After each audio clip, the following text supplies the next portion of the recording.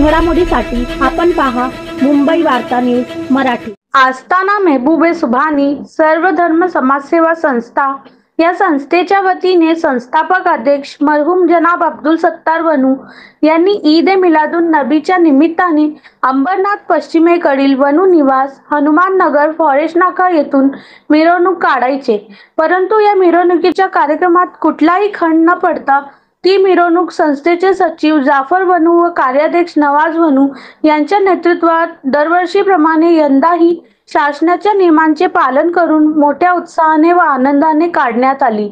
या कार्यक्रमाला प्रमुख पाहुणे म्हणून ब्लॉक काँग्रेस पक्ष माजी नगरसेवक विलास हरिभाऊ जोशी व समाजसेवक आयुब बरमारे यांनी उपस्थित राहून कार्यक्रमाची शोभा वाढवली। तसेच ही मिरवणूक वनू निवास हनुमान नगर फॉरेस्ट नाका येथून सुरुवात करत कल्याण बदलापूर मार्गे बुवापाडा भेंडीपाडा विमको नाका उलनचाल कोसगाव येथे हजरत गैबनशाह बाबा दर्गा येथे समाप्त झाली। त्यानंतर गैबनशाह बाबा दर्गा येथे बाबांच्या मजारीवर गिलाफ व फुलांची चादर पेश करण्यात आली।